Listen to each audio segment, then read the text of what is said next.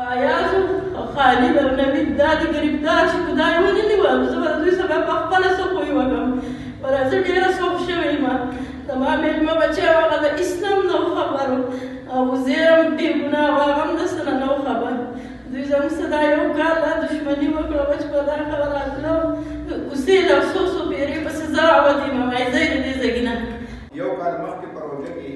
چې کله هغوی سره دا معمولي زموږ شرم شو د هغې نه بعد دوی زموږ په کور راغله او ډزې وکړې د هغې په جواب کې زموږ د هلکانو هم هغه کاروایي خپله د دفاع وکړه نو د هغې نه بعد موږ تاسو ته دلته راغلو فریاد هم درته وکړو چې یاره دا سړي لکه زورور دي او دوی د زیاتي ارادې ده په هغې کې زموږ په دې عدالت کې کیس چلېدو او کیس کې زموږ چا نه اورېدل زموږ هغه کیس د سیشن جج صاحب په تور باندې چې مرګري ته منتقل کو او د هغه منتقل کېدو په وجه باندې هغوی په تېش کې راغلل بانې جوړه کړه او دا بانې جوړه کړه چې زموږ یو عاده کې زموږ سره د هلکانو سره په جګړه کوو دا جګړې په دغه کې دوی د شپې نه منصوبه بندي وکړه د سهار د 27 تاریخ په سهار باندې دوی دا د چینګلرې بدماشانو ونډګان دوی منصوبه بندي وکړه او دا یې صلاح وکړه چې د دوی دا نسل نن ختمو دا په ریکارډ دي دا خبرې دا زه دروغ نه وایم چې دا د هغوی په خپل کور کې دا خبره کړې ده چې د دوی نسل موږ نن ختمو او دا ماشومان یې په خپل سرګنۍ کې کېنول او چې کله د ماسخوتن شو زه په دې وخت اتفاقي د یو پروګرام نه رالم او د دې کور مخې ته زموږ توره ویګو ولاړه ده چې زما دا یو وراره مصباح الله ورسره خبرې کوي خو ما ته دا پته نشته چې مسله څه ده زه کور ته لاړم او نیمه ګنټه بعد ما ته اطلاع میلاو شوه چې ستا دوه ورونه چې دي هغه کسانو قتل کړل پسې قتل کړل بس دا بانې ورته دا جوړه کړه چې زموږ د کور مخې ته د شاه وزیر خان او تقویم خان د یو لوړ بیټک دی دې نوید بسر دا دوکه وکړه چې یاره تاسو د بیټک ته راټول شئ موږ ستاسو دا کومې مخکینۍ جګړې چې دي دا ختموو دی کې روغه کړو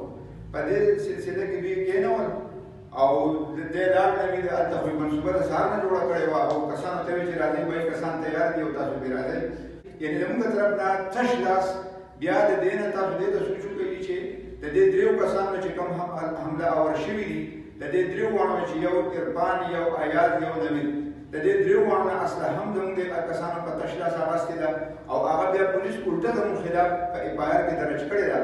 او پولیس دومره زموږ سره زیاتی کړی دی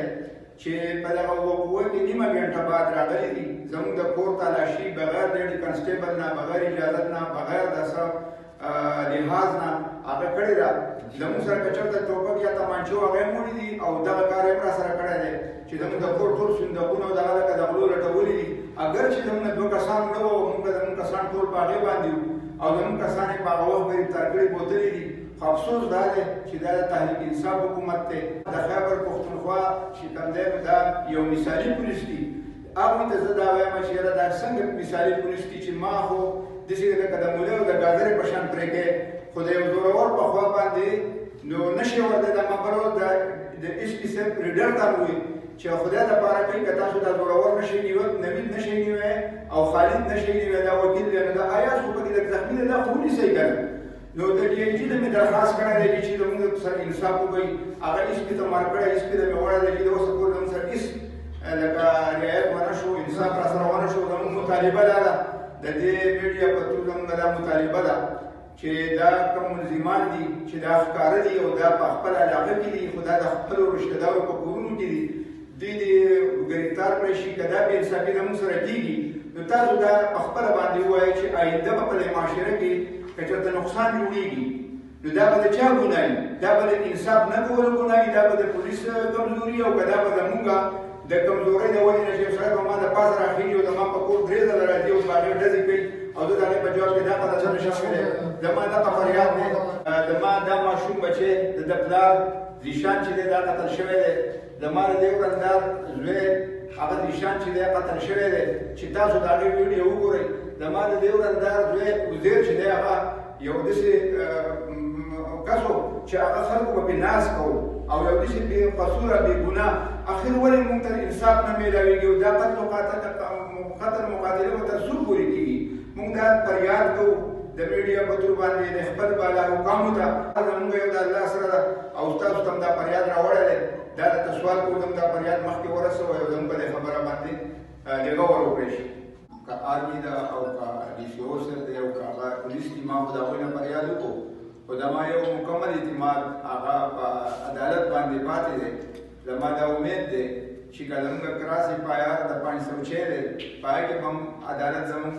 فیصله په حق او په انصاف کوي او که زموږ دا فیصله هم ده نو دا زموږ په کور راغلي دي زموږ د دفاع حق دی. نو زما په موجوده عدلیه باندې او په عدالت باندې دا 100% یقین دی چې انشاءالله هغوی به زموږ په حق کې یا د انصاف په حق کې به فیصله کوي.